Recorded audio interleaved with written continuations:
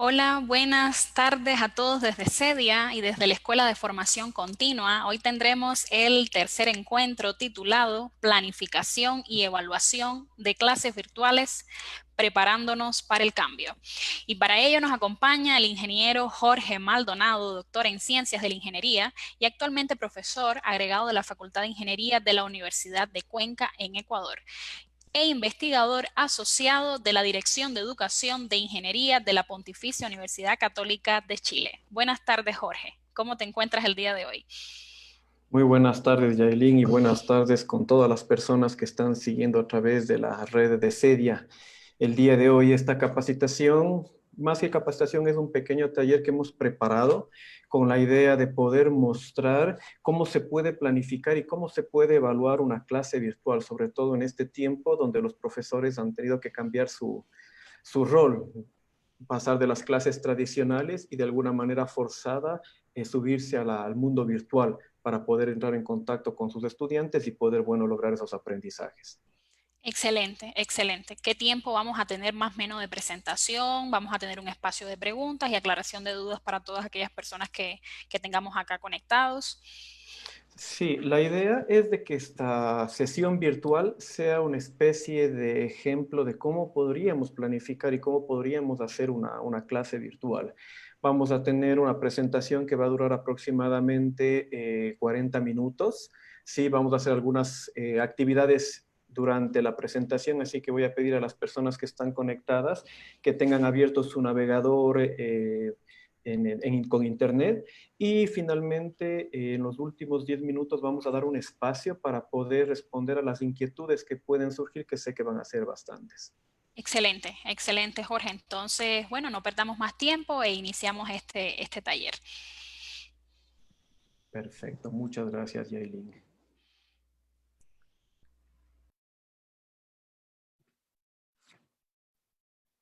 Bien, si me pueden ayudar compartiendo la pantalla, perfecto.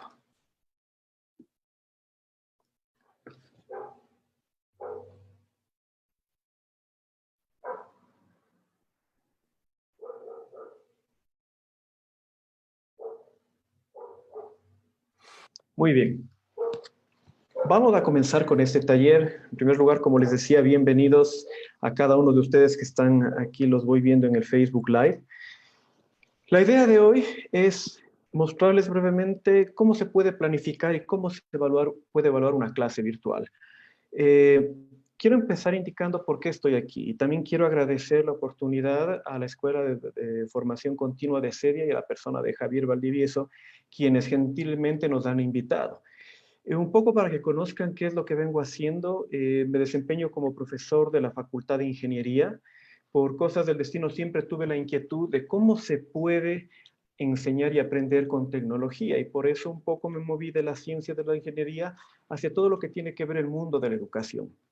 Actualmente colaboro con la Pontificia Universidad Católica de Chile dentro de una unidad que se llama Dirección de Educación en Ingeniería, donde llevamos a cabo muchos proyectos de investigación que tienen que ver con cómo adoptar justamente la tecnología para mejorar los procesos de aprendizaje.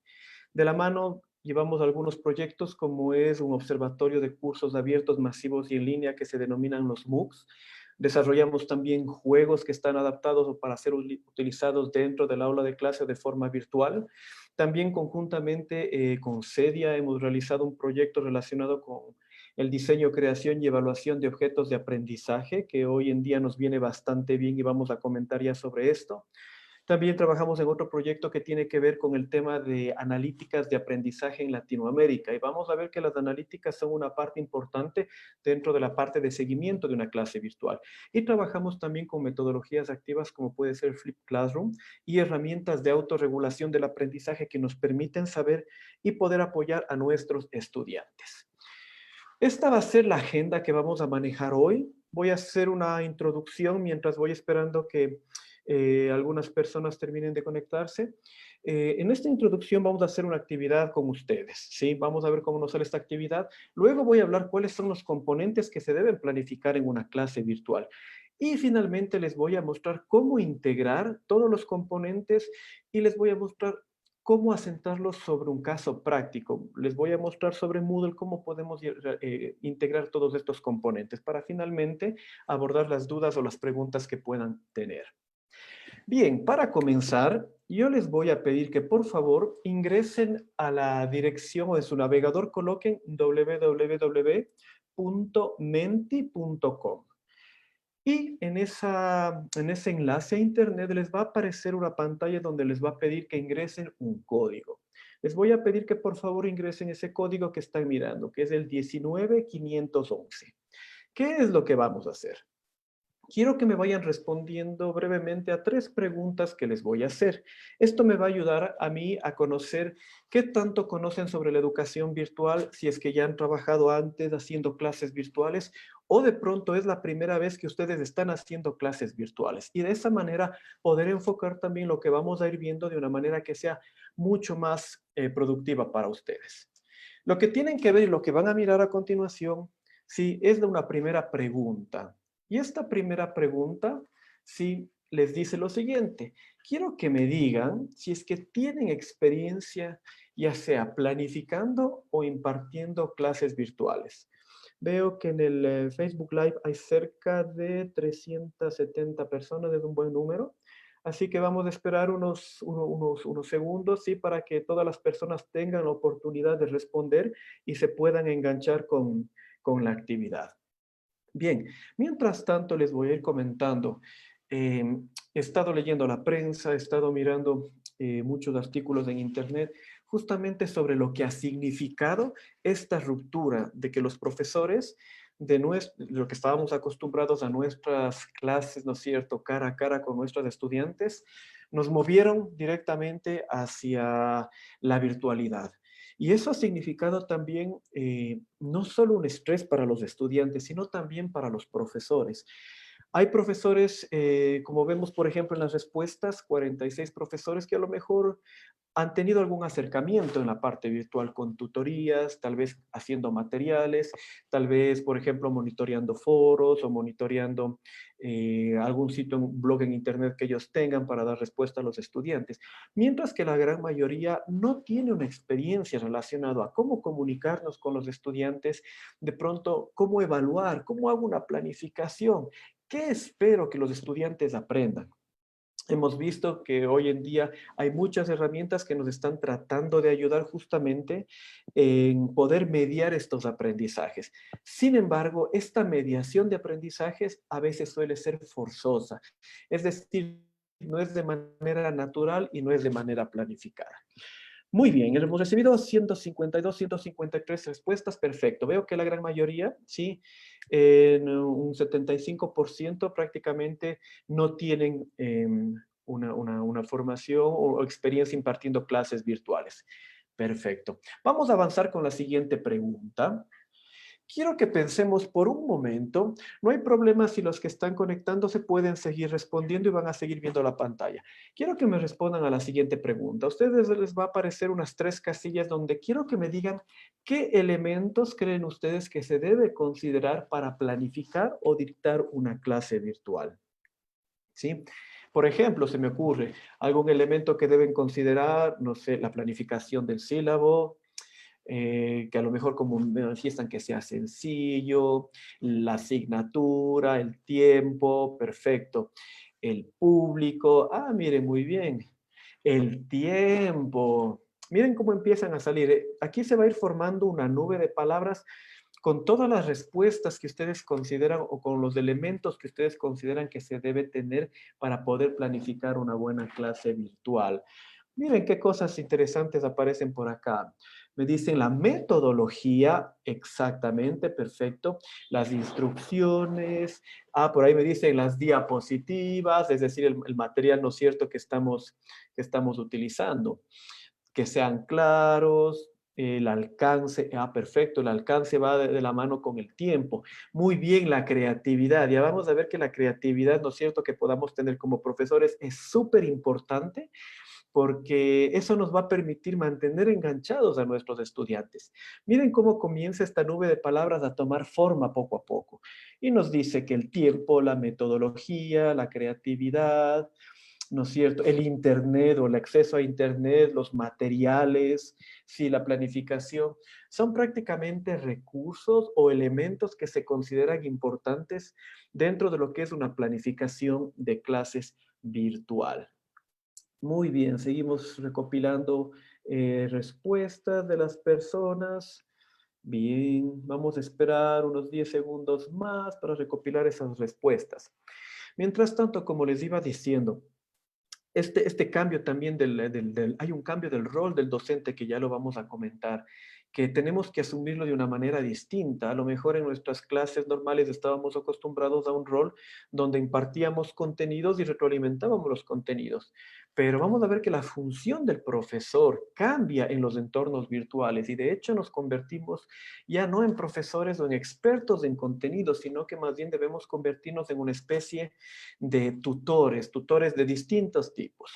Bien, vamos a seguir avanzando. Las personas que igual se van conectando pueden seguir registrando sus respuestas. Tenemos, bueno, cerca de 450 personas. Para quienes se acaban de conectar, les había pedido que ingresen a esta dirección, menti.com, y utilicen el código que se ve en pantalla, el 19511, que lo van a ver en la parte superior, para que lo puedan seguir. Bien, y avancemos con una pregunta más que quiero hacerles. Ustedes en la pantalla anterior me decían que utilizaban distintos recursos, distintos materiales como diapositivas. Y yo quiero que ahora me digan qué recursos digitales utilizan ustedes para sus clases virtuales, ¿sí? Vamos a ver qué respuestas obtenemos. Mientras van contestando, voy leyendo a ver si hay alguna pregunta en el chat. Muy bien. Perfecto. Una de las cosas que me dicen, sí, cómo afrontar, ¿no es cierto?, las clases virtuales, sobre todo en el colegio, en los colegios y en las escuelas. Y es algo que ya les voy a comentar más adelante porque miren, esto ha causado una gran disrupción en todo lo que es la educación. Y si bien vemos que esto del COVID-19 ha sido algo que ha impactado muy duramente en nuestras vidas, yo creo que es o abre una posibilidad para que nuestra educación definitivamente termine por cambiar en la manera tradicional que lo estamos haciendo. Bien, ya se están registrando algunas respuestas. Hay casi 470 personas conectadas. Muy bien. Y me dicen, Zoom, perfecto, se ve que han estado en las capacitaciones de Cedia y efectivamente la herramienta de videoconferencia Zoom es muy importante dentro de nuestra planificación y ya lo voy a comentar. Ah, miren, me dicen videos, que es parte de los materiales o los recursos digitales que podemos utilizar. Moodle, perfecto, como plataforma o entorno de aprendizaje. Por ahí, ah, qué bien, algunos utilizan también como alternativa al PowerPoint, ¿no es cierto? Prezi, se puede utilizar también, por ejemplo, Google Classroom, que es una plataforma para colgar archivos, ¿no es cierto? Más que un entorno virtual. YouTube, los EVAs o los EBEAs o los SGA, ya vamos a desenmarañar un poco toda esa serie de terminologías que tenemos. ¿Qué más? Por ahí tenemos Word, Excel, tabletas, perfecto, link de referencia, de almacenamiento en la nube. Muy bien. Seguimos viendo el registro de sus respuestas. Ah, perfecto. Juegos, una pizarra normal también, una videocámara. Perfecto, un LMS, GIFs animados. Por ahí me dicen, a ver qué más. Ah, perfecto, hay gente que tiene experiencia haciendo materiales educativos con Ardora. Sí, lo que no he visto por ahí que surja todavía es del Excel Learning, que también esto lo utilizamos para hacer objetos de aprendizaje. Muy bien, mientras ustedes siguen registrando, ¿no es cierto?, sus respuestas, yo lo voy a dejar abierto. Vamos a regresar nuevamente a la presentación, ¿sí? Y vamos a entender un poquito, como les decía, qué es lo que ha sucedido. Ustedes están viendo en pantalla el modelo tradicional de clase que generalmente utilizamos, donde el proceso fundamental que se da en esta clase, ¿no es cierto?, con nuestros estudiantes, es el de transmitir la información por parte del docente. Es decir, lastimosamente, muchas de las clases presenciales que hacemos se basan o están centradas en el profesor, donde el profesor es el experto en contenidos y trata de transmitir esa información dentro del aula de clase. ¿Y el estudiante qué hace? El estudiante lo que busca es asimilar esa información y con los deberes, ¿no es cierto?, que les mandamos generalmente a la casa o se mandan, ¿no es cierto?, luego de que tienen esa sesión con nosotros, buscamos que ellos asimilen justamente toda esa información que le hemos entregado. Pero ya vamos a ver que aquí hay un problema, porque muchas veces esa asimilación no se da de manera adecuada. Entonces, en esta clase tradicional, generalmente tenemos un profesor que somos nosotros que estamos muy motivados, ¿sí? Y establecemos una comunicación síncrona, es decir, una comunicación directa con nuestros estudiantes. Y tal vez a través de su posición corporal, a través de los gestos que puedan tener, podemos un poco inferir si es que ellos, por ejemplo, están entendiendo o no. Por otro lado, también dentro del aula de clase tenemos algunos recursos, ¿no es cierto?, que nos acompañan. En este caso puede ser un mapa mundi, por ejemplo, que es un recurso que utilizamos en las clases. Puede haber una pizarra con ejercicios resueltos. Por ahí podemos, ¿no es cierto?, formar a lo mejor un grupo de estudiantes para que resuelvan el trabajo en equipo, etcétera. Pero generalmente en este tipo de clases tradicionales, si no planificamos actividades de aprendizajes activas, lo que vamos a tener son estudiantes pasivos o estudiantes receptores. Y ahora, ¿qué sucede? Cuando esta misma aula de clase la pasamos al espacio virtual o le llevamos de manera virtual. ¿Qué sucede con el docente? Ya no tiene esa comunicación cara a cara y cómo vamos a retroalimentar en vivo. ¿Qué pasa con los materiales que antes teníamos dentro de nuestra clase presencial? El mapamundi, los ejercicios resueltos. ¿Qué pasa en el mundo virtual? ¿Cómo gestionamos ahora la comunicación? ¿Lo hacemos en directo? ¿Lo hacemos en diferido? Y más aún, algo que es muy importante, ¿cómo hacer la evaluación y el seguimiento de nuestros estudiantes? ¿Cómo evaluar en un aula virtual? Y con el objetivo también de que esta evaluación nos sirva de alguna manera para que el estudiante no sea un mero receptor pasivo de lo que nosotros estamos impartiendo. Pues bien, parte de este taller, como la primera parte, quiero enfocarme básicamente en 5 componentes que uno como profesor debe mirar antes, durante y después de una clase virtual, ¿sí?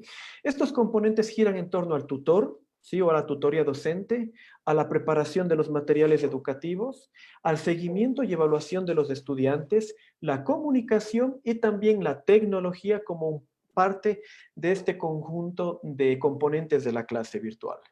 Vamos con el primer componente, la tutoría docente. Esto es algo que ha causado mucho estrés en los profesores. Ser un tutor, un profesor en una clase presencial es muy distinto al rol que tiene el docente en una clase virtual.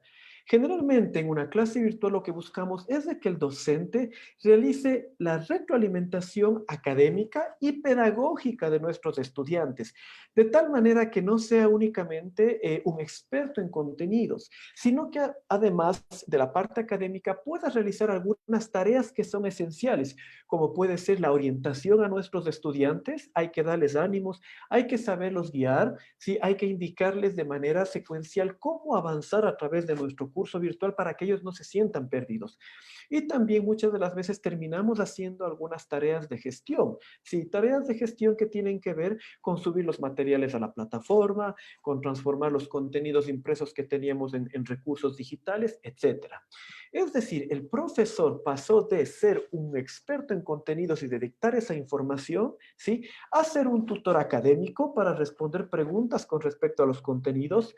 Pasó de ser simplemente quien dicta las clases a ser un orientador para los estudiantes, que debe sobre todo motivarles para que puedan ahondar ellos en sus aprendizajes. Y también se convierte en un gestor de este aprendizaje, ya sea dentro del aula virtual y fuera del aula virtual al momento de planificar. Y una de las cosas importantes que hay que tomar en cuenta al momento de planificar nuestras clases virtuales es definir cómo vamos o en qué nivel se van a dar los distintos niveles de interacción en nuestra clase virtual. El gráfico que están mirando ustedes ahora en pantalla corresponde generalmente a un gráfico que me sirve para explicar cuál es el modelo ideal en estos momentos con el cual podemos trabajar para gestionar las interacciones con nuestros estudiantes. Si ustedes se fijan en la gráfica, vemos que con los materiales tiene que haber un alto nivel de interacción.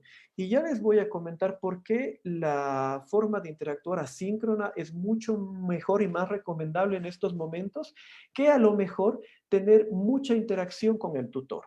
En este caso, en la gráfica estamos viendo que la interacción con el tutor es mediana y la interacción con los compañeros prácticamente es mínima, ¿sí? Lo que buscamos con este modelo que les estoy mostrando en pantalla es de que prácticamente establezcamos cómo vamos a realizar los diálogos con los materiales, con el tutor y con los compañeros de clase.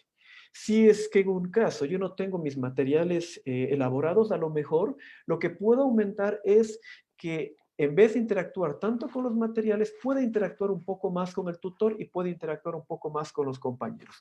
Y ya vamos a ver algo que se llama la distancia transaccional de Moore y cómo aplicarlo en la vida real eso para poder planificar nuestras clases. Mi sugerencia es de que planifiquen las interacciones de esta forma. Mayor nivel de interacción con los materiales, mediano con el tutor y una baja interacción con los compañeros. Bien, ¿y qué les pasa a nuestros estudiantes? También como profesores tenemos ese estrés, ¿no es cierto?, de volcarnos al mundo virtual. Y no crean que los estudiantes son ajenos a esta realidad. De hecho, los estudiantes enfrentan algunos desafíos cuando les toca ser estudiantes virtuales y más aún cuando es su primer contacto con una plataforma en vez de tener un profesor adelante. Generalmente los estudiantes requieren de mucha motivación de parte de los profesores, ¿sí? Por eso les decía que aparte de ser tutores académicos, deben ser también tutores orientadores para mantener a los estudiantes dentro de las aulas de clase. Por otro lado, también los estudiantes tienen miedo o no saben si es que la planificación que ellos puedan hacer o si están realmente capacitados para seguir de manera adecuada esa formación virtual que les permita adquirir esos conocimientos que ellos esperan tener al finalizar su curso. Entonces, ellos experimentan una serie de desafíos para llevar adelante ese proceso de aprendizaje. No saben si es que a lo mejor, a ver, estar frente a un video durante una hora sin interacción es aburrido y todos podemos perder la motivación. Está comprobado que podemos mantener la atención 20 minutos de una clase presencial antes de que nuestra mente divague por ahí. Imagínense si es que tenemos un video de una hora de duración y no interactuamos con los estudiantes de alguna manera. Por otro lado, los estudiantes también sienten miedo. Y aquí es importante también tener en consideración que no es lo mismo tener en un aula virtual estudiantes de escuelas y colegios, estudiantes de primer año de universidad y estudiantes de últimos años de universidad. Cada uno de estos grupos de estudiantes sienten distintos tipos de miedos. ¿Miedo a qué? Miedo a saber si es que estoy completando todo lo que el profesor me está diciendo que debo hacer. Miedo a ¿podré abordar de manera adecuada lo que me están diciendo? ¿Qué pasa si algo no entiendo? ¿A quién le pregunto? Entonces, son una serie de miedos que ellos experimentan. Por otro lado, también, ellos generalmente requieren mucho feedback, ¿sí? O retroalimentación en las clases virtuales. Y ya vamos a ver que los foros son nuestros grandes aliados en las plataformas virtuales para poder dar justamente ese feedback. Y finalmente, otro desafío u otro miedo que tienen los estudiantes es el de que justamente la formación que están abordando únicamente sea una formación solo en contenidos. Y eso es lo que no queremos, ¿sí? Que la formación sea solo en contenidos. Entonces, entendamos por un momento que ser un profesor en una clase presencial es muy distinto que ser un profesor en una clase virtual. Bien, vamos con el segundo componente, que tienen que ser los materiales. Y los materiales juegan un papel fundamental en la preparación de nuestras clases virtuales. ¿Por qué? Porque estos se convierten en los facilitadores del proceso de aprendizaje.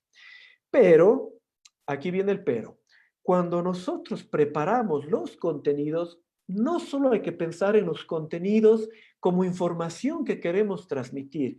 Los contenidos hacen parte de un gran rompecabezas que se llama un itinerario de aprendizaje o el diseño instruccional de un curso, donde los contenidos tienen que estar obviamente acompañados primeramente de unos objetivos de aprendizaje. Y aquí podemos utilizar la taxonomía de Bloom y sus 6 niveles, ¿no es cierto?, para poder, por ejemplo, establecer distintos niveles de aprendizaje. Los más básicos que están al nivel de entendimiento y comprensión, a lo mejor intermedios que están a nivel de análisis y síntesis, y a lo mejor aquellos que están en un orden superior de los procesos cognitivos como es la creación y la evaluación. Entonces, dependiendo esos objetivos de aprendizaje, yo selecciono, organizo y secuencio los contenidos. Y esos contenidos vamos a tratar de que los estudiantes los asimilen a través de una serie de actividades que van a viabilizar justamente los objetivos de aprendizaje. Y posteriormente debemos tener una instancia de reflexión con nuestros estudiantes donde ellos busquen que retroalimentar justamente sobre esos contenidos y que es la parte de la evaluación. Entonces, miren que hacer materiales educativos no consiste únicamente en decir, voy a colocar estos contenidos y se acabó. Tenemos que mirarlo esto como un todo, donde hay objetivos, contenidos, actividades y evaluación. ¿Qué nos va a permitir a nosotros, desarrollando esta secuencia de elementos conjuntamente con los contenidos, lograr? Lo que generalmente ocurre en una clase es de que buscamos transmitirnos cierta información dentro del aula de clase. Y como les dije en un momento, fuera del aula de clase nosotros tratamos de que los estudiantes asimilen esa información. Al delegar, sí, esa mediación pedagógica a los contenidos, lo que vamos a tratar de lograr es cambiar o invertir, sí, los procesos de transferencia y de asimilación que generalmente se daban en una clase presencial por que la transferencia se dé directamente fuera del aula de clase a través de los materiales y la asimilación se dé directamente dentro de nuestra clase. Eso es lo que vamos a pretender lograr. Y para eso también vamos a tener en consideración lo que se llama la distancia transaccional de Michael Moore. Y no es del cineasta, por si acaso. Michael Moore es un profesor de la Universidad de Wisconsin que lo que dijo fue lo siguiente. Y él nos decía, a ver, pensemos por un momento en mi clase virtual. ¿Qué tanto diálogo quiero tener yo con mis estudiantes? ¿Qué tanto diálogo quiero que tengan los estudiantes con los materiales? ¿Sí? ¿O qué tanto diálogo creo, o qué tanta autonomía, más bien dicho, quiero que los estudiantes tengan? Entonces, si es que recordamos un momento, ¿sí? Y me regreso a esta imagen donde les decía que establecemos los niveles, distintos niveles de interacción que deben haber en una clase virtual. Y si nosotros decimos que vamos a tener bastante interacción con los materiales y poca interacción con el tutor, eso significa, ¿sí?, que va a existir un menor cantidad de diálogo transaccional con el docente, pero va a existir una mayor estructura en los materiales y lo que buscamos con eso es de que los estudiantes de alguna manera traten de llevar su aprendizaje.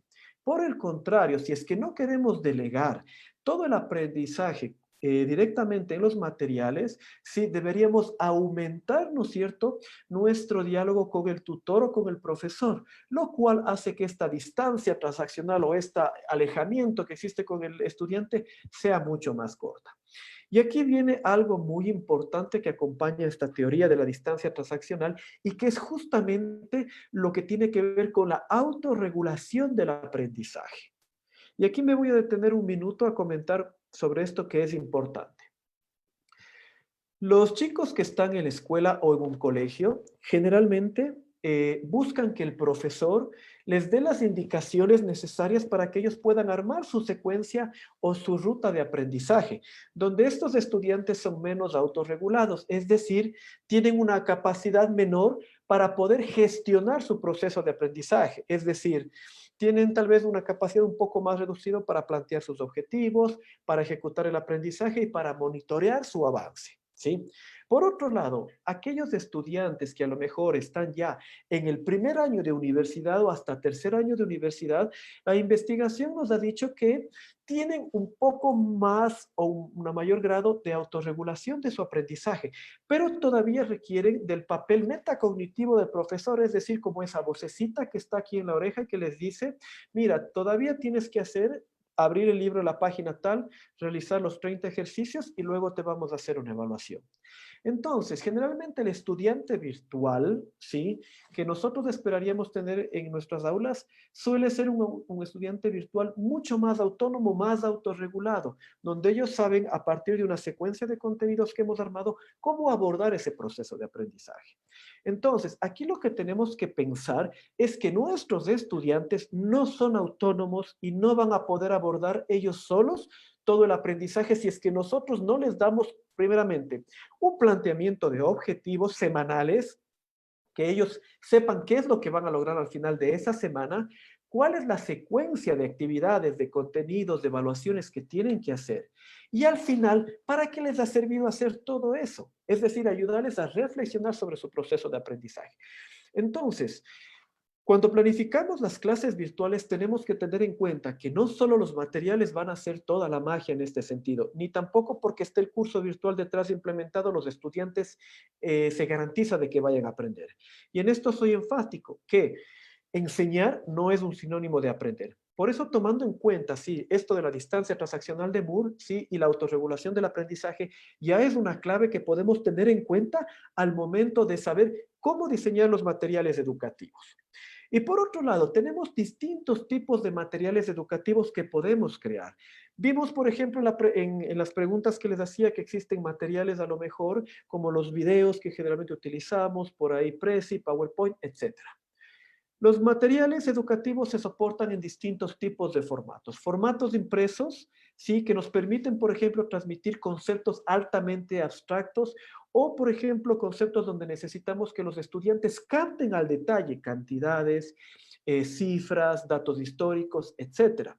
Por otro lado, no centremos solo en los materiales impresos. Recuerden que los estudiantes tienen distintas preferencias para aprender y podemos también tener materiales, por ejemplo, de tipo auditivo, los podcasts, por ejemplo, que estimulen la imaginación de los estudiantes y que les ayuden también a retener cierto tipo de información que puede ser importante. En este caso, cuando se utilicen podcasts, no transmitamos datos numéricos, datos que sean muy precisos, sino lo que nos sirve es para transmitir ideas generales y tal vez reflexiones sobre lo que estamos hablando.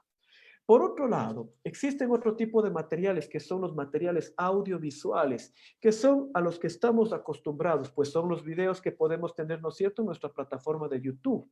Y básicamente aquí los estudiantes, o lo que nos permite los estudiantes, es una alta motivación para el aprendizaje. ¿Por qué?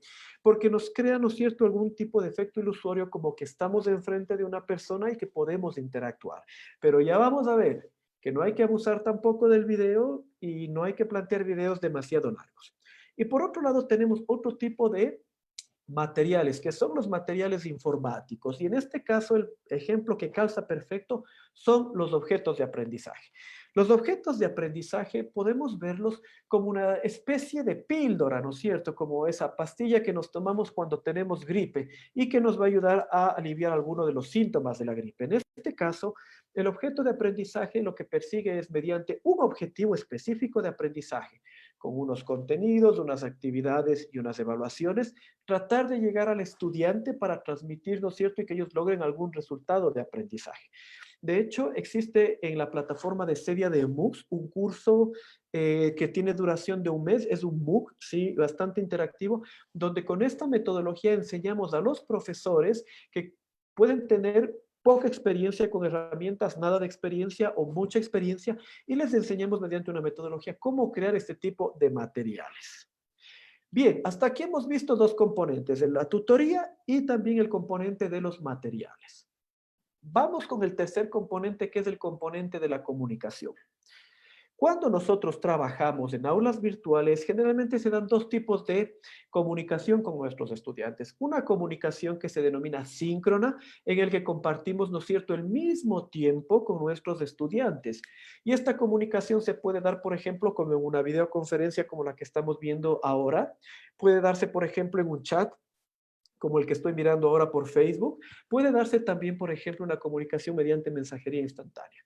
Y una comunicación asíncrona, donde, por ejemplo, los profesores y los estudiantes compartimos diferentes tiempos, ¿sí? Como pueden ser los emails, los foros y los documentos compartidos. Entonces, cuando nosotros planificamos nuestra clase, tenemos que tener en consideración cuándo utilizar comunicación síncrona y cuándo utilizar comunicación asíncrona. En la segunda parte de esta charla que viene en un momento más, yo les voy a dar como las mejores prácticas, ¿sí?, de utilizar en combinación tanto lo que es síncrono como lo que es asíncrono. Y lo vamos a sentar sobre unos ejemplos sobre la plataforma. El cuarto componente, que es el componente tecnológico, y aquí les voy a pedir que regresen nuevamente a la pantallita que ustedes tenían en www.menti.com, porque quiero que me respondan a la siguiente pregunta. Para las personas que se acaban de conectar, sí, les voy a pedir que por favor ingresen a esta página que es www.menti.com. Y la pregunta que quiero que me respondan es esta. Y me digan, ¿cuáles consideran ustedes que ha sido o han sido el error o los errores principales que generalmente se cometen cuando se hacen clases virtuales? Bien, para todos aquellos amigos que se han ido conectando en el intertanto, aquí en la pantalla pueden ver que hay una dirección que es www.menti.com y les va a pedir un código para poder accesar. Entonces pueden ingresar el código que miran, el 19511. Y luego pueden avanzar hasta la última pregunta para poder ver lo que estamos yendo a responder este momento en pantalla. Bien, vamos a ver qué respuestas registramos y qué cosas ustedes me dicen que son generalmente los errores principales que se cometen cuando hay una clase virtual. Bien, vamos a ver en esa nube de palabras qué nos dicen. Miren, uno, la impuntualidad. Así es. Cuando tenemos clases virtuales, por Dios, hay que ser puntuales. Tenemos que estar conectados 10 minutos antes, probando que todo funcione, que no se nos caiga el internet, que tenemos directamente abierto las pantallas necesarias, cerrar, por ejemplo, WhatsApp en la computadora para que no aparezcan mensajes vergonzosos de pronto, etcétera. Luego, ¿qué otra cosa? Ah, miren, me dicen, algo que se planifica mal, un error, los videos largos, falta de información, clases demasiado largas, exactamente, ya vamos a hablar de eso. ¿Qué más tenemos? Exceso de información. Por supuesto, vamos a ver dentro de las 10 recomendaciones que les hago, que cuánto es el tiempo adecuado para una clase virtual, a lo mejor para una sesión presencial. No quiero adelantarme, no quiero contestar, porque esto lo vamos a ir viendo poco a poco. Por ahí me dicen clases aburridas, por supuesto. Si es que, a ver, no lo tomen a mal, pero si es que a lo mejor algún profesor, si de por sí en clases presenciales ya es aburrido, o sea, no me quiero imaginar en la clase virtual, los va a dormir a los pobres estudiantes. O a lo mejor, no sé, cómo apagan sus cámaras, se van y a lo mejor lo dejan ahí grabando, qué sé yo, etcétera. Por eso les digo, hay que cambiar nuestro mindset o cambiar la forma como pensamos de cómo se lleva una clase virtual a una clase presencial, ¿sí? Por ahí generalmente nos dicen impuntualidad. Parece que hay un problema bastante de impuntualidad con los estudiantes, con los profesores. Los estudiantes también, porque empiezan a llegar de a poco.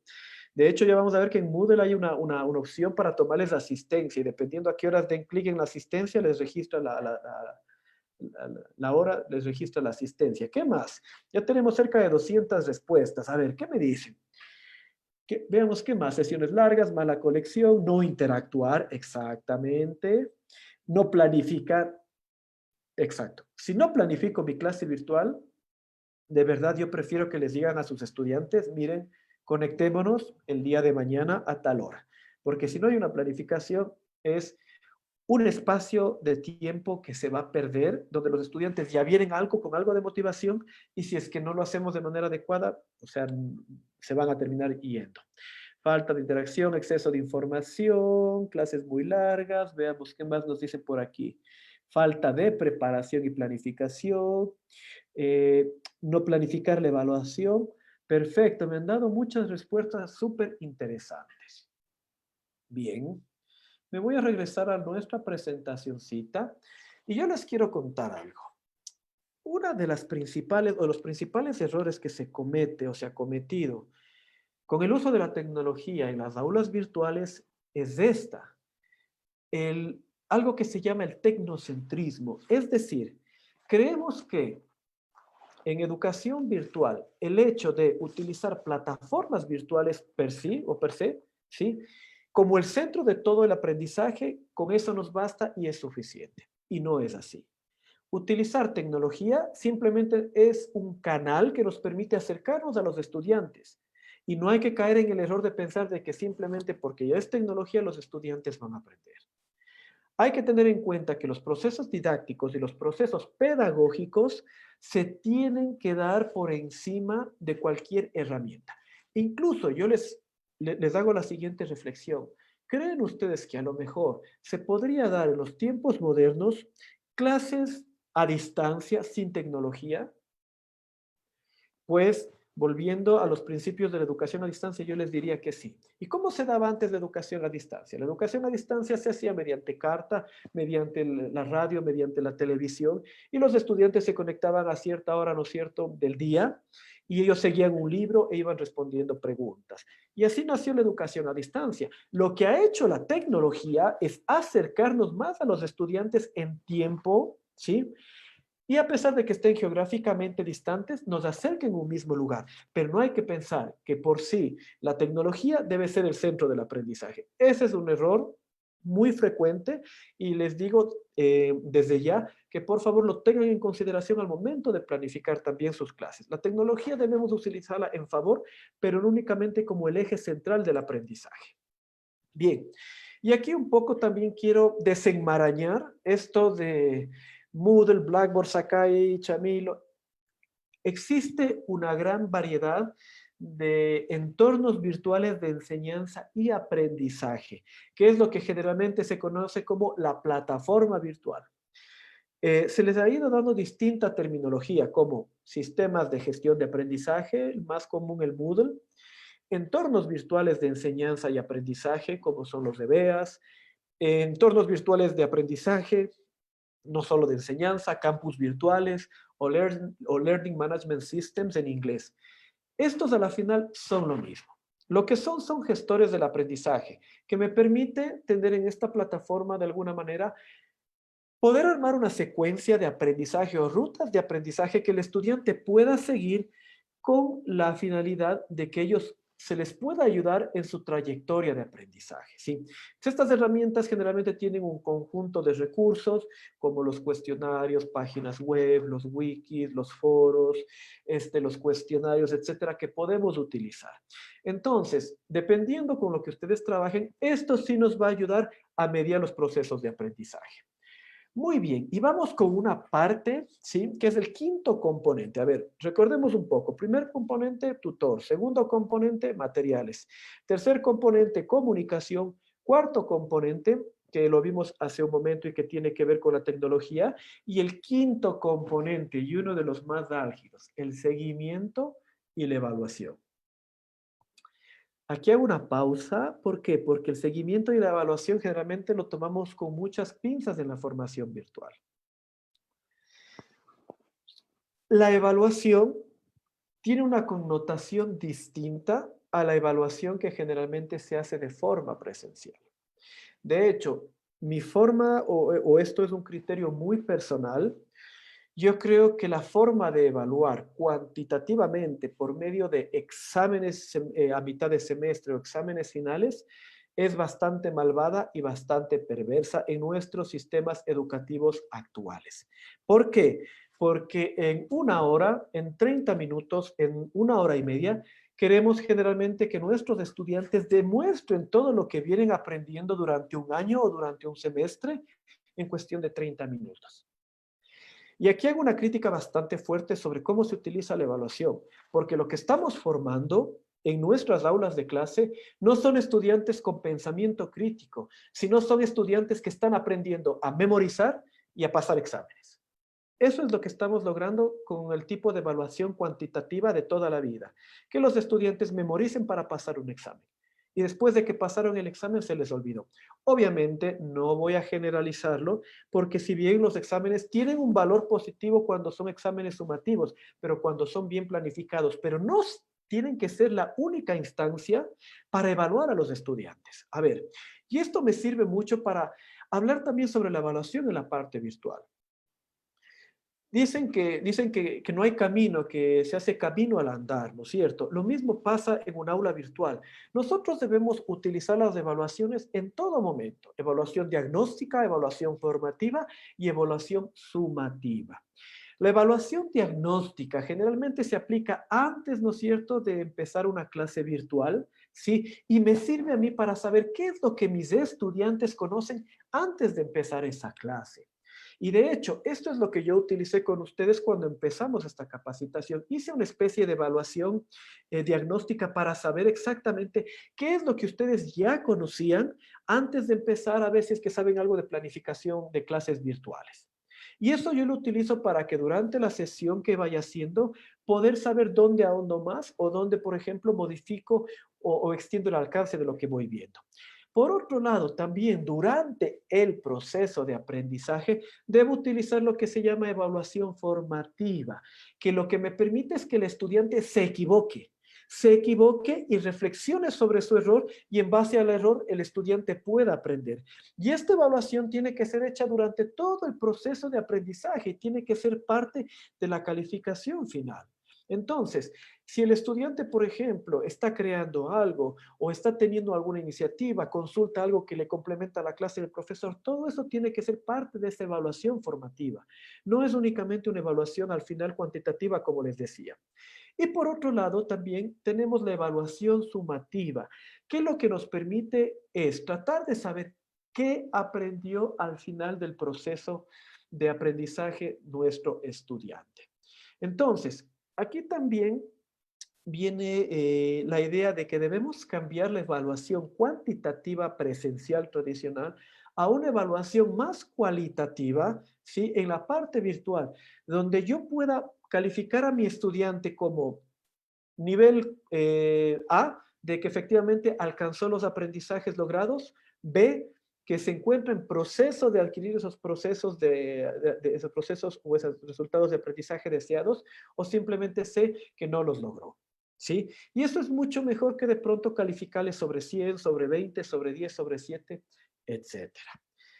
Y algo que tienen que estarse también preguntando en ese momento. Ok, esto suena bastante bonito, planificarlo a lo largo, ¿no es cierto?, antes, durante y después de una clase, pero mi universidad, mi colegio, me exige que les evalúe con un examen final, pero y ahora es virtual. ¿Cómo lo voy a hacer? Tenemos el temor de que nos van a copiar en el examen final estos bandidos, ¿no es cierto? Y no van a reflejar lo que efectivamente sale.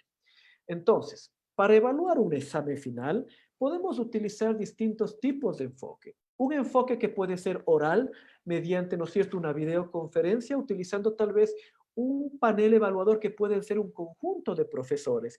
Y esto nos puede dar pauta para que, por ejemplo, podamos integrar el trabajo de distintas asignaturas. Si pienso en el colegio, por ejemplo, matemáticas, combinarlo con ciencias naturales y con ciencias sociales. Y tratar de presentar un proyecto integrador donde el panel de profesores evalúen al estudiante si qué tipo de conocimientos ha adquirido mediante un proyecto en estas tres áreas.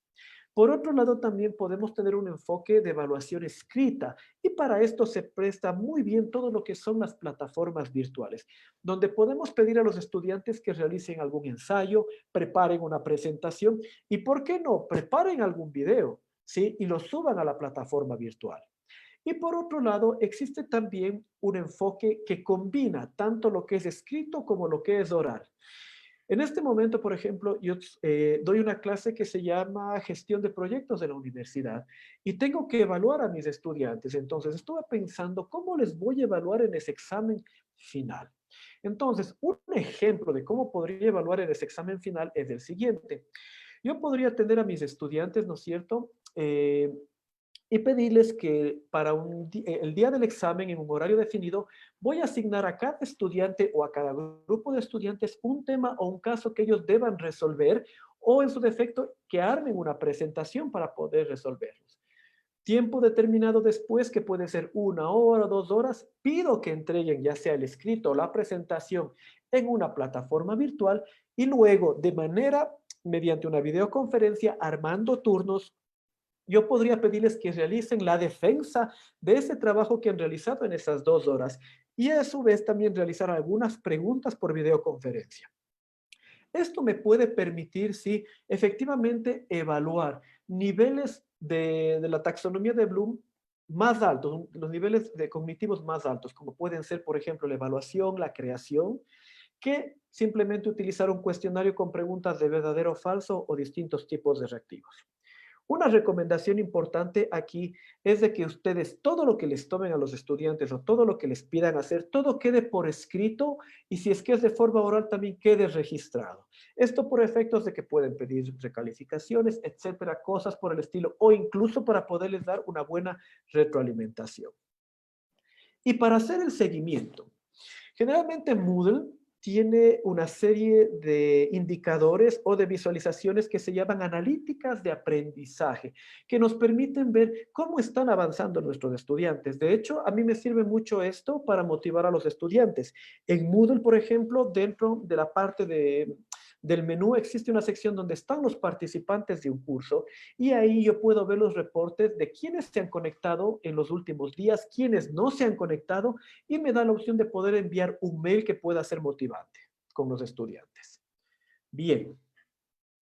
Con esto hemos acabado nuestra primera parte, sí, donde hemos visto prácticamente cuáles son estos 5 componentes que hay que ponerle ojo al momento de planificar una clase virtual. Y ahora, ¿cómo integramos esto? Todos estos componentes en una clase virtual. Entonces, a continuación, yo les voy a mostrar una serie como de 10 consejos o recomendaciones que les puedo dar de cosas que nos han funcionado sobre la marcha y en la práctica y que ustedes pueden comenzar a implementar ahora mismo en sus clases y que les puede servir sobre todo para que puedan ustedes guiarse en cómo planificar sus clases virtuales.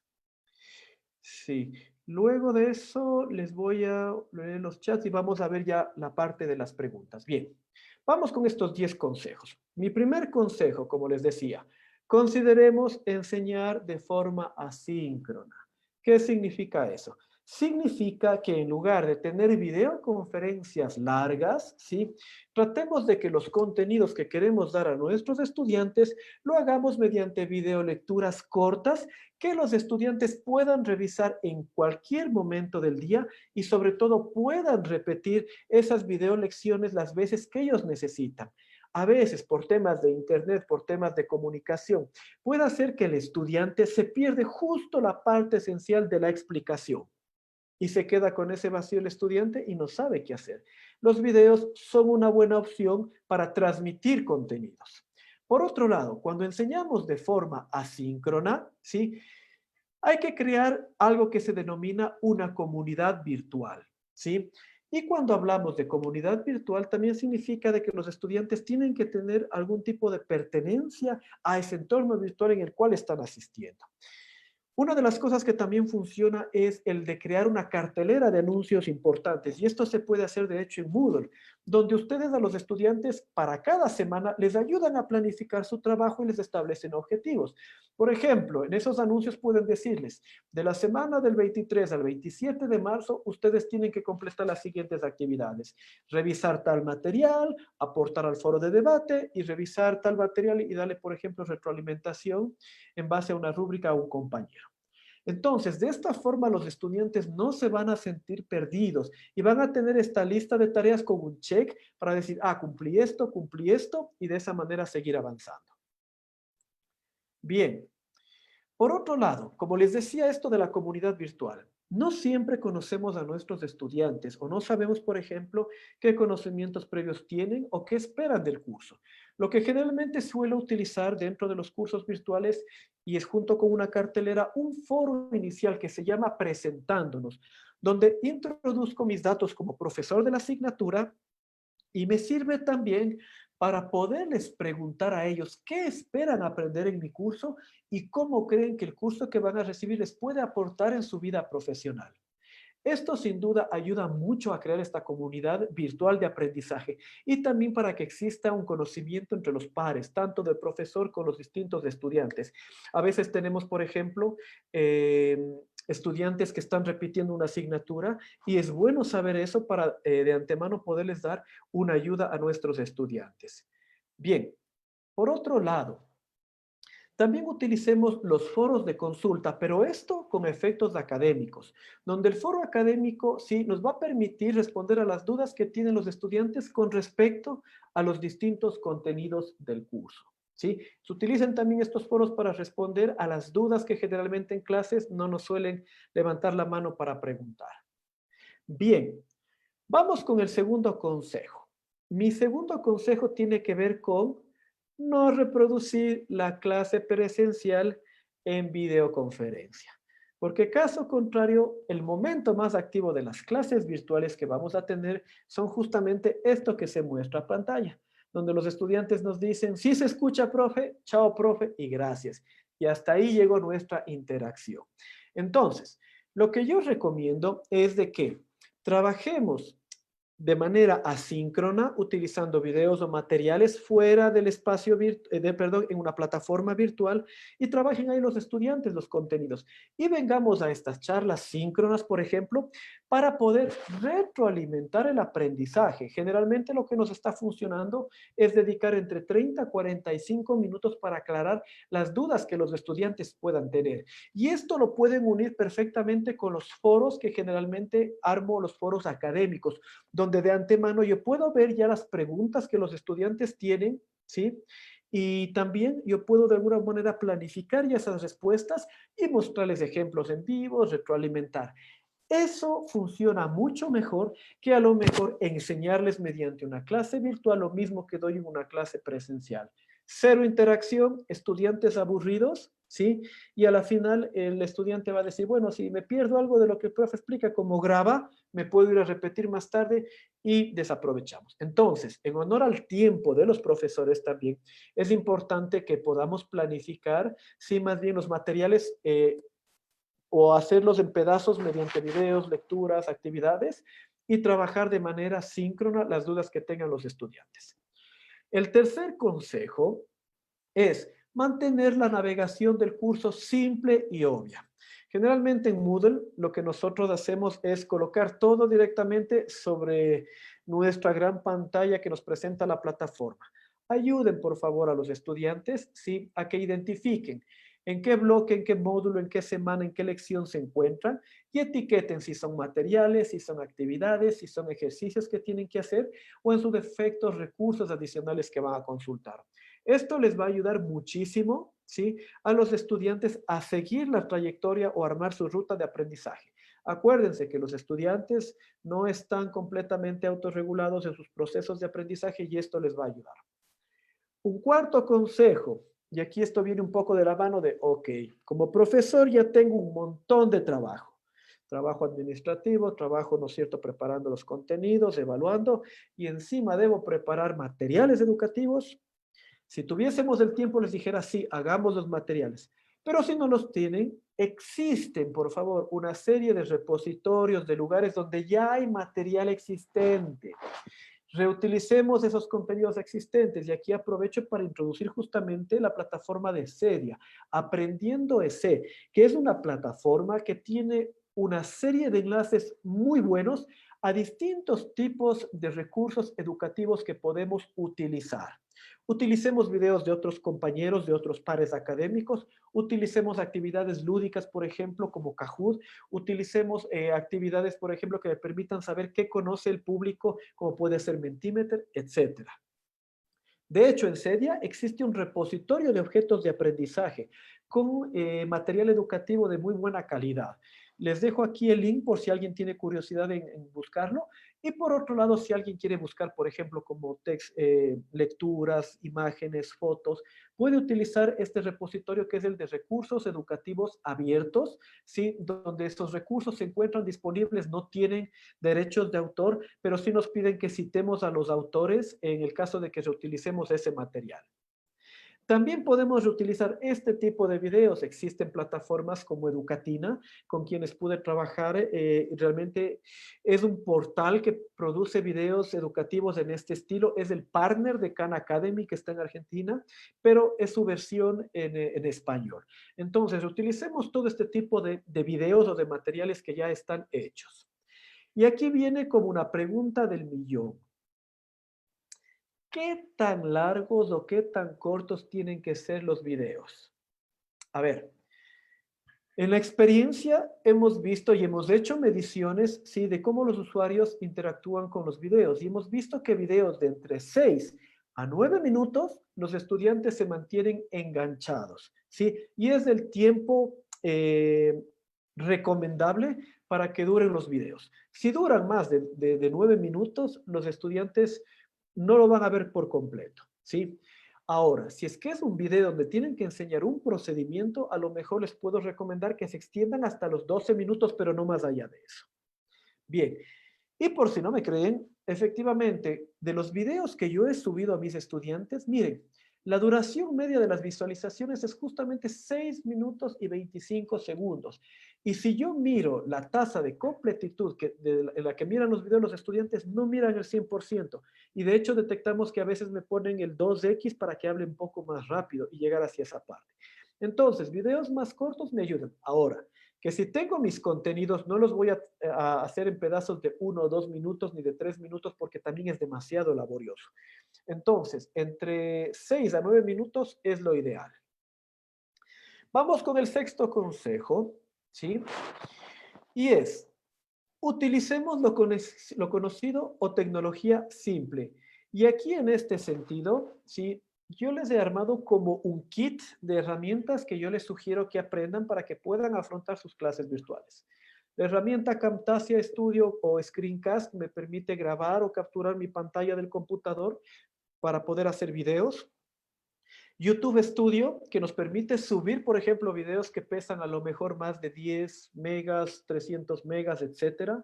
Y al generar un enlace desde YouTube, yo puedo subir ese enlace a mi plataforma de Moodle para poder armar de esa manera mis contenidos. Pueden utilizar la herramienta de videoconferencia que la han aprendido con Cedia, que es Zoom, para tener momentos síncronos. Pueden utilizar Mentimeter y Kahoot, que generalmente yo lo utilizo en mis clases virtuales para ser un poco interactivas y que no sea esto solo el moderador quien está hablando. Y utilicen Google Drive para recibir deberes, documentos o Dropbox, ¿no es cierto? Y Google Docs si es que quieren armar tareas colaborativas. Luego, un séptimo consejo.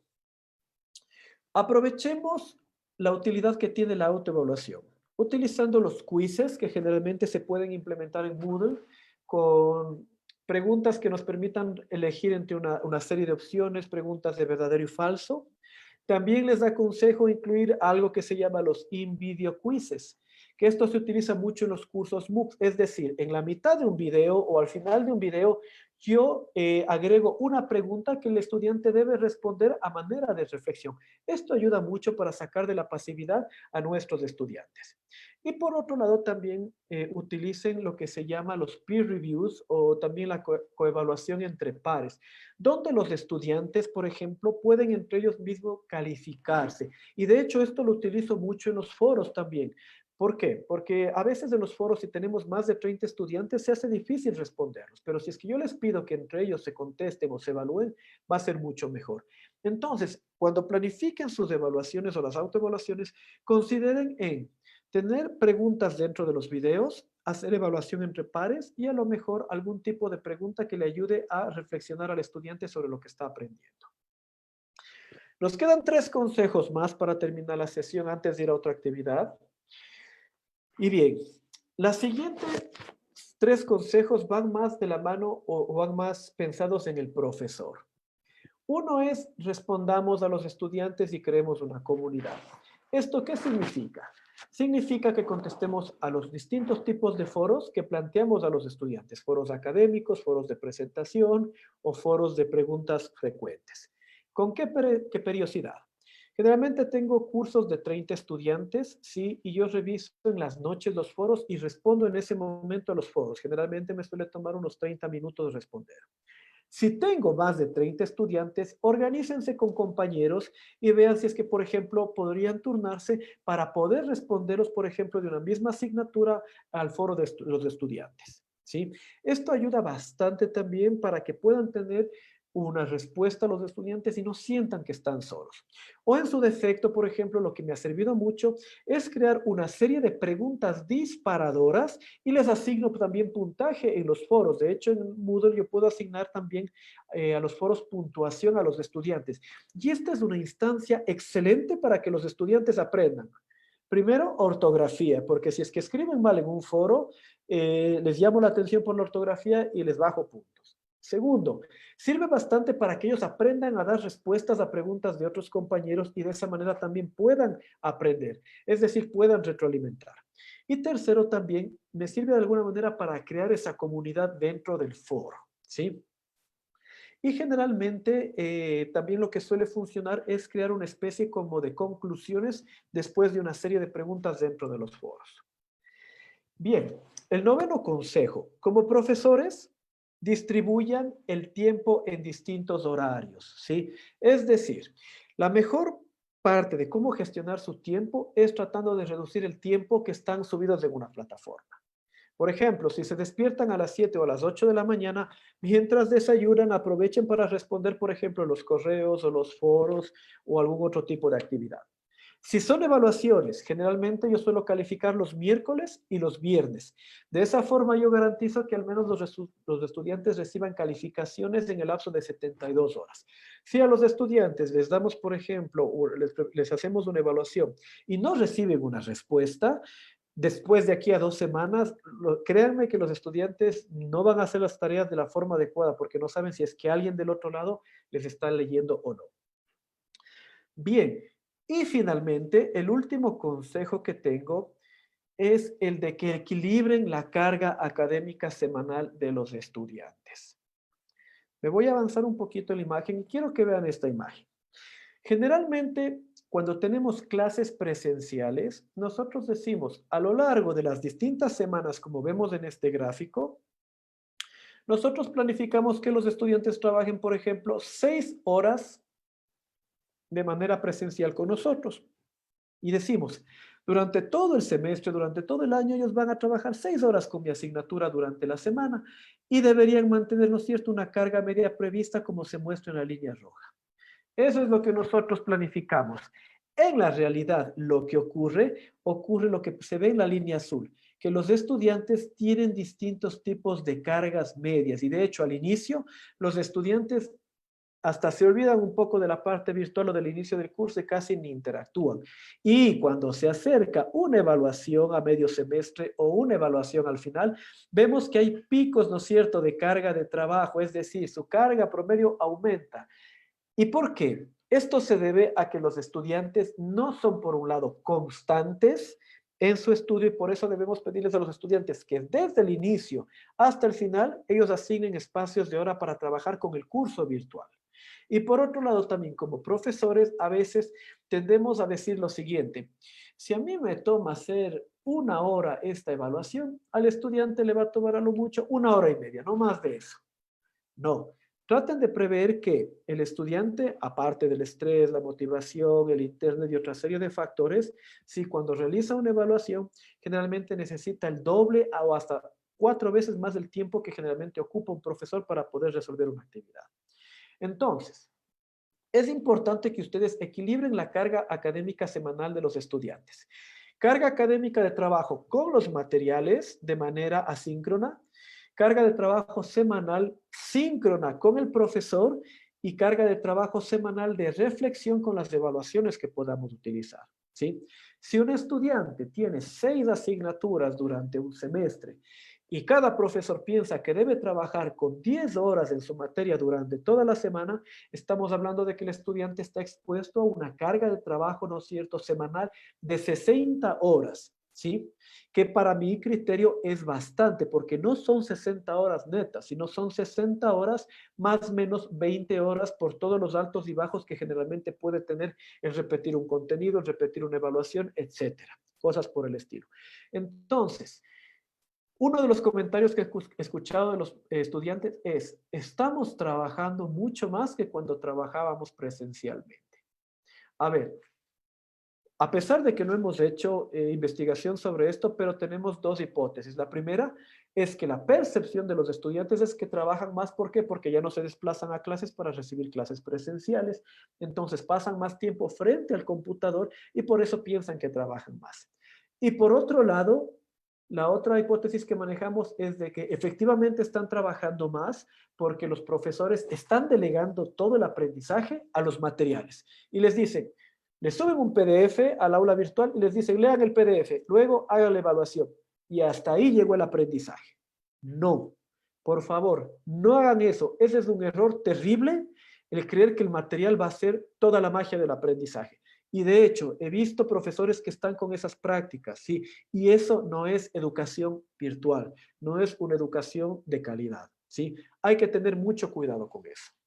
Bien, entonces esos son los 10 consejos que yo les puedo dar con respecto a cómo planificar una clase virtual que sea efectiva y que ustedes también no mueran en el intento con tratar de, por ejemplo, poder abarcar todo lo que se va aprendiendo en temas de educación virtual en una semana, ¿sí?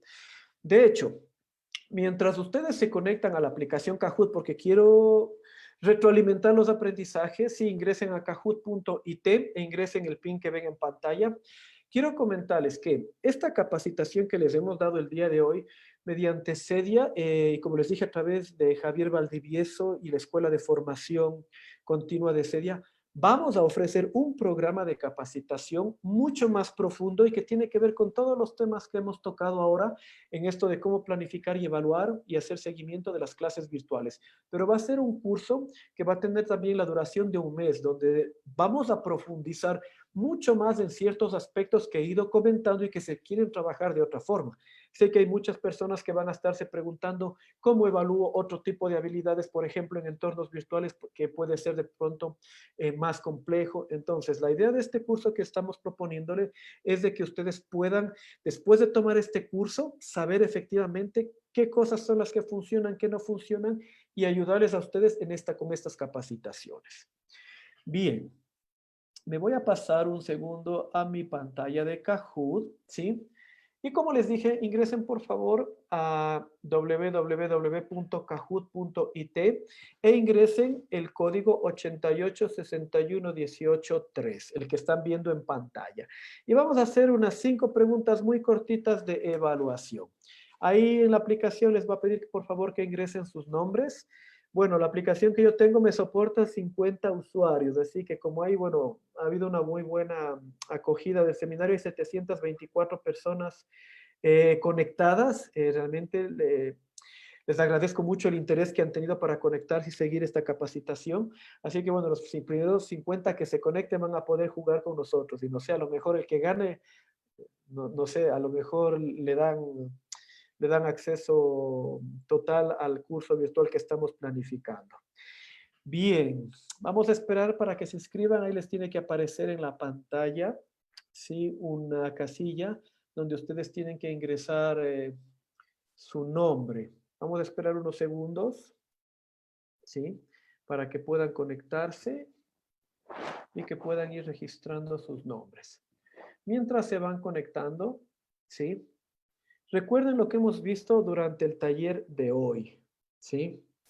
Me dicen acá que tienen problemas. A ver, vamos a hacer una cosa. Vamos a cerrar nuevamente esto y vamos a volverlo a abrir. Ya les digo el nuevo código.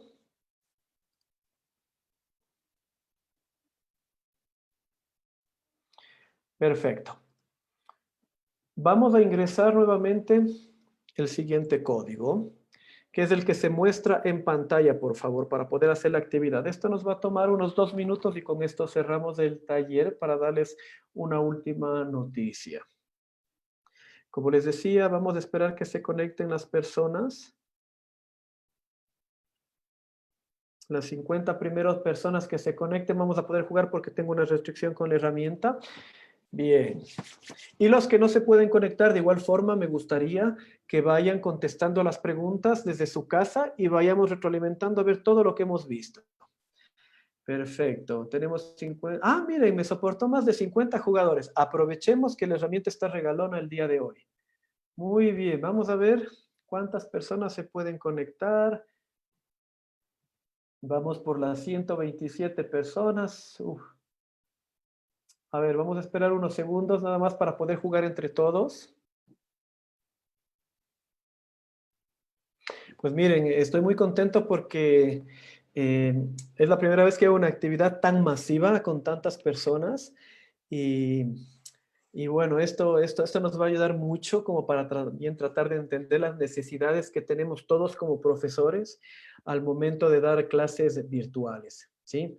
Aquí me dicen que por favor espere un momento más. Ok, vamos a esperar unos 30 segundos más, por favor, porque veo que están muy motivados y bueno, de eso se trata, ¿no? También de aprender un poco jugando. Yo tengo aquí mi pantalla, 220 personas, perfecto. Vamos a esperar hasta a lo mejor las 250 para avanzar en honor a los que ya se han conectado y están jugando con esto. Dice, no me puedo conectar, a lo mejor estamos saturando Kahoot, no sé. Bien, Aquí tengo a mucha gente conectada. Bueno, siguen conectándose. Arrancamos con los 250 para hacer honor al tiempo también, a su valioso tiempo. Muy bien. Empezamos la actividad. 250. Perfecto. Bien. Siguen conectándose. Vamos a comenzar. Vamos a evaluarlos. Ustedes van a ver una serie de preguntas en su pantalla y tienen que elegir de las figuras geométricas cuál creen que es la respuesta. Hay que ser rápidos, ojo. ¿Cuáles son los componentes de una clase virtual que hemos visto? Deben seleccionar, sí, las distintas figuritas geométricas en su pantalla. Quedan 8 segundos. 7, 6, 5, 4, 3, 2, 1 segundo.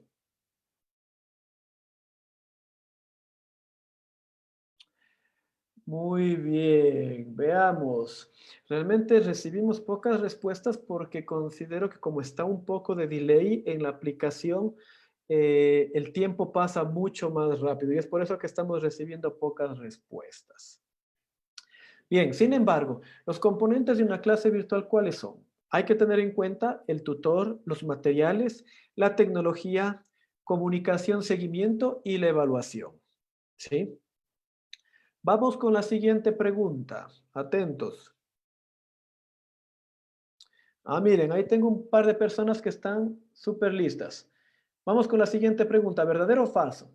¿Enseñar en línea es lo mismo que enseñar de forma presencial?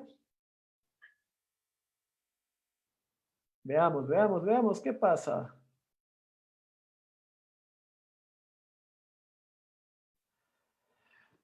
Muy bien. ¿Enseñar en línea es lo mismo que enseñar de forma presencial? No, no es lo mismo enseñar de forma virtual que de forma presencial, como lo hemos visto. Pues cuando se enseña también de forma virtual, hay que tener en cuenta y de manera planificada mucho más los componentes que habíamos visto. Veamos cómo se movieron las posiciones. Miren, Arturo y Svetlana Sánchez, creo que están liderando. Vamos con la siguiente pregunta. ¿Verdadero o falso?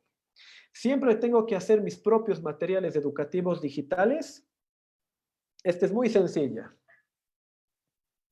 Veamos, veamos esas respuestas. A ver, muy bien. La respuesta es falso. No necesariamente tengo que hacer todos los materiales digitales. Mi consejo, mi sugerencia era de que ustedes necesitan o pueden reutilizar materiales de terceros para que esto también, por cuestiones de tiempo de profesor, no sea una carga adicional de trabajo. Pero sin embargo, sí pueden hacer sus propios materiales. Vamos con la siguiente pregunta.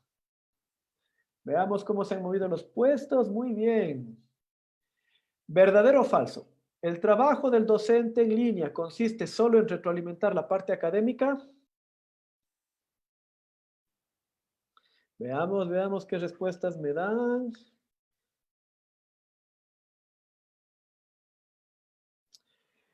Muy bien. Ha quedado captado este concepto. El trabajo del docente en línea no solo consiste en retroalimentar lo académico. Hay que ser orientadores y hay que ser también gestores. ¿Sí?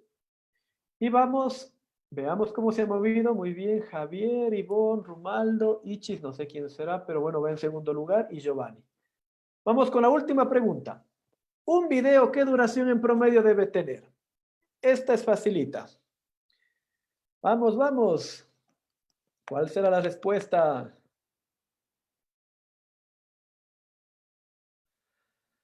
Muy bien, aquí me dijeron de todo. De 1 a 5 minutos, al menos 30 minutos, no, máximo de 60 minutos. No, por favor, no hagamos eso. La recomendación es que un video debe tener de entre 6 a 9 minutos. ¿Sí? Recuerden eso. Muy bien.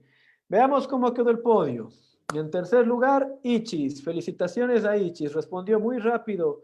Segundo lugar, Javier. Y el primer lugar lo tiene Guido Vaca. Muy bien. Felicitaciones a Guido Vaca. ¿Sí?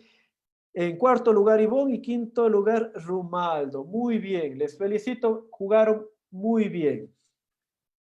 Perfecto. Bien, con esto yo quiero terminar la presentación de esta capacitación. Espero realmente que haya sido de bastante ayuda para ustedes, ¿sí? Y que haya cubierto sus expectativas. Por otro lado, como les comenté, anunciar próximamente un curso virtual en el cual se va a mostrar esto a mayor profundidad.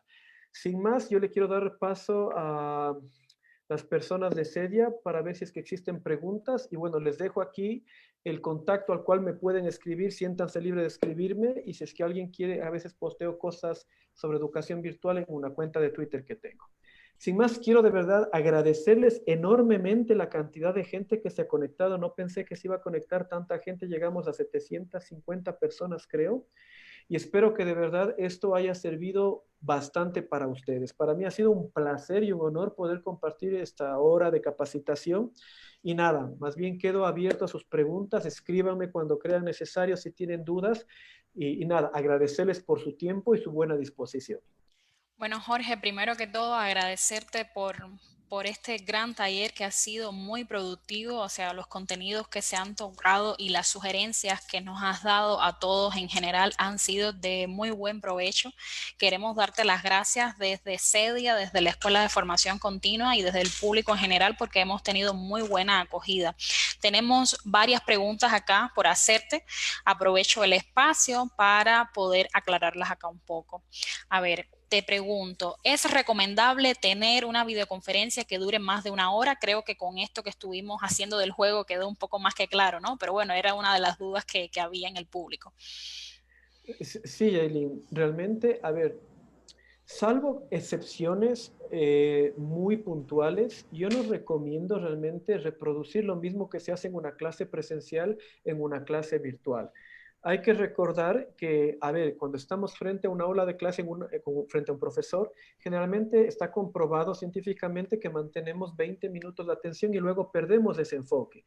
En un aula virtual es mucho más fácil perder ese enfoque o ese engagement con el estudiante. ¿Por qué? Porque no estamos frente a un profesor. A veces tenemos también más distractores alrededor, por ejemplo, de los lugares donde estamos tomando las clases virtuales. Entonces, lo ideal no es reproducir la clase presencial en una clase virtual.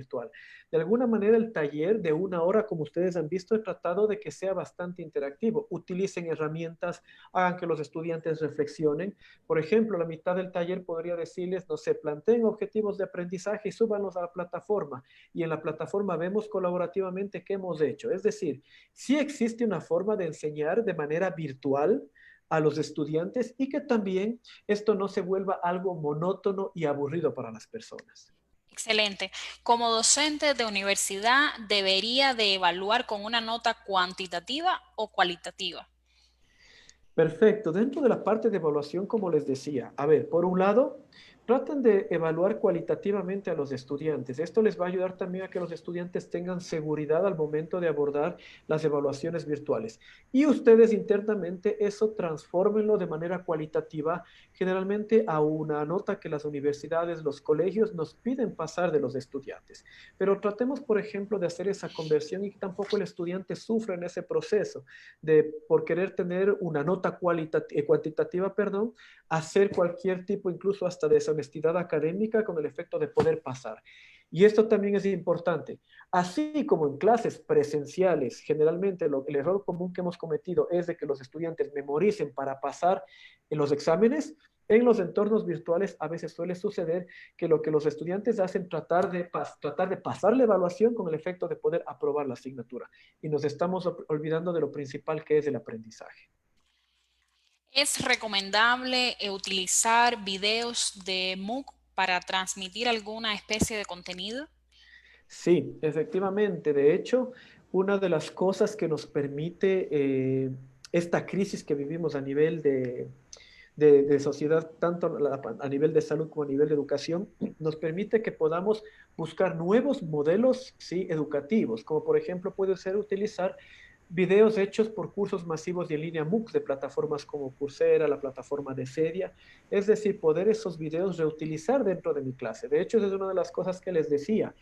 Eh, Reutilicemos materiales existentes de tal forma de que eso nos ayude a reducir nuestro tiempo en la preparación de los materiales, pero los estudiantes también ganen, porque generalmente los cursos hechos para los MOOCs son videos mucho mejor elaborados, tal vez que a lo mejor un profesor que inicialmente está queriendo hacer un video lo pueda hacer. De hecho, en una asignatura de gestión de proyectos lo estoy utilizando y los resultados son bastante buenos. Excelente. ¿Existe algún tipo de aplicación, nos preguntan acá desde el público, para hacer este tipo de ensayos? Ensayos, cuando se refiere a ensayos, ensayos Ensa- académicos. Debe de ser ensayos académicos. Esta ha sido un poco la pregunta, pero debe de ser con respecto a hacer pruebas en cuanto a montar cursos, o sea, a armar un Ah, contenido como tal para poder practicar a ver cómo se va viendo, a excepción de, bueno, estas herramientas que tú nos estabas sugiriendo, ¿no? Para grabar videos, para hacer juegos. Quizás existe algún tipo de herramienta o de aplicación para formar un curso, para montar un curso. a ver, existen varias opciones. Existen plataformas gratuitas que nos dejan subir cursos, por ejemplo. Existe la plataforma Docebo, donde podemos experimentar, subir material, crear rutas de aprendizaje. Sin embargo, la mayoría de universidades o colegios tienen su plataforma Moodle y si no la tienen, Cedia también les puede proveer, me parece, un espacio para que puedan hacer estas pruebas. De hecho, en el curso virtual que estamos proponiendo, vamos a tener una especie de arenero, donde a los estudiantes que siguen el curso les vamos a dar acceso justamente a algo de esto para que puedan subir, puedan, por ejemplo, tratar de ver cómo se configuran las herramientas y cómo se le puede dar un uso adecuado. Si es que eso se refiere de pronto con ensayos. Si son ensayos académicos, existe una herramienta dentro de Moodle que son las Wikipedias, que permiten trabajar de manera colaborativa los ensayos y ver qué tanto aporta cada estudiante al documento y el profesor puede monitorear también eso. Excelente. Nos preguntan por acá también qué tipos de actividades se pueden realizar en la evaluación formativa y sumativa. Ya. De manera virtual aquí sí existe una gran variedad de tipos de actividades que se pueden hacer. Sin embargo, la idea es de que los profesores tampoco no mueran en el intento tratando de aprender infinidad de herramientas. Pueden utilizar, por ejemplo, Mentimeter, sí, que es una herramienta que tiene cuentas gratuitas que les permite evaluar de manera diagnóstica, por ejemplo, a los estudiantes. Puedo utilizar los cuestionarios de Moodle con preguntas de verdadero o falso, a lo mejor armar algunos reactivos donde desarrollen algún procedimiento y suban la respuesta para evaluar la parte formativa. Y pueden utilizar, por ejemplo, la combinación de lo que es, por ejemplo, lo escrito con lo oral, como les presentaba en el transcurso de la presentación, una evaluación para de tipo sumativa. Es decir, opciones hay varias. Realmente hay una serie de recursos hoy en Internet que nos permiten realmente implementar distintos tipos de evaluaciones. Lo importante aquí es utilizar lo que conocen y lo que funciona, porque también genera mucha ansiedad como profesores tratar de dominar todas las herramientas y tratar de saber exactamente con qué puedo implementar qué cosa. Entonces, esta especie de kit de herramientas que les daba Kahoot, Mentimeter, Moodle, sí, y video quizzes dentro de los videos funciona bastante bien para poder evaluar a los estudiantes. Excelente. Por acá Iber Veintimilla nos pregunta, ¿en este sistema virtual de evaluación se lo hará de las dos maneras, sincrónica y asincrónica? ¿Se puede El, realizar de las dos sí, maneras? sí, por supuesto. Como les comentaba, realizar de hecho de manera combinada es muy bueno. Pedir que los estudiantes resuelvan de manera individual o colectiva un caso, por ejemplo, que hagan un documento o una presentación, lo suban a la plataforma virtual y luego les damos espacios, ¿no es cierto?, mediante herramienta de videoconferencia para que ellos expongan ese caso y que también, por ejemplo, poder hacer preguntas. Excelente. Entonces yo creo que por el momento yo creo que serían todas las preguntas que tenemos acá del público. No sé si tú quieras hacer otro tipo de acotación, Jorge, antes de finalizar. Realmente nada, solo decirles nuevamente el mensaje que si están interesados en este curso, se mantengan atentos a los canales de Sedia. Lo estamos preparando de la mejor forma posible para que sea interactivo. De hecho, la idea del curso es de que en 3 semanas ellos lo hagan de manera autónoma y la última semana es una semana de trabajo con los profesores que vamos a estar detrás del curso y queremos contribuir, queremos hacer un cambio en educación. Tal vez, ojalá este mensaje pueda llegar a todos los profesores de una manera positiva.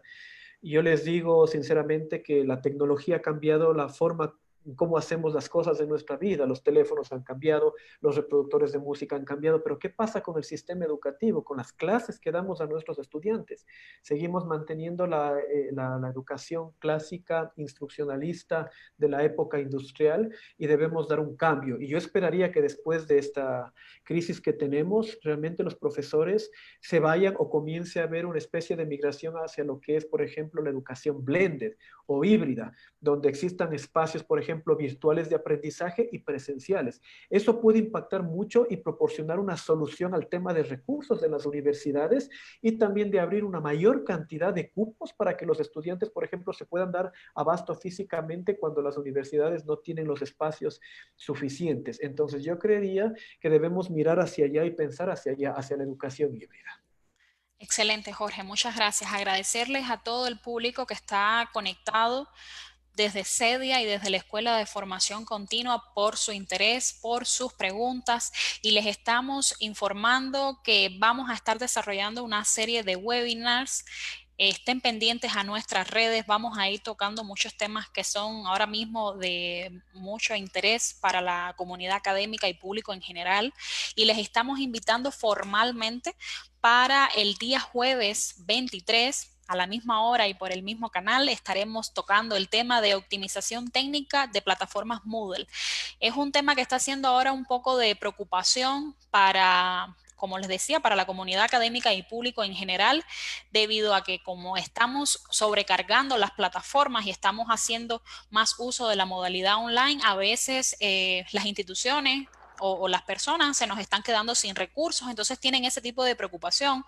¿Cómo puedo reutilizar lo que tengo y cómo no malgastar recursos técnicos en estos momentos de crisis? Entonces les invitamos al jueves 23 a las 4 de la tarde estaremos tocando el tema optimización técnica de plataformas Moodle.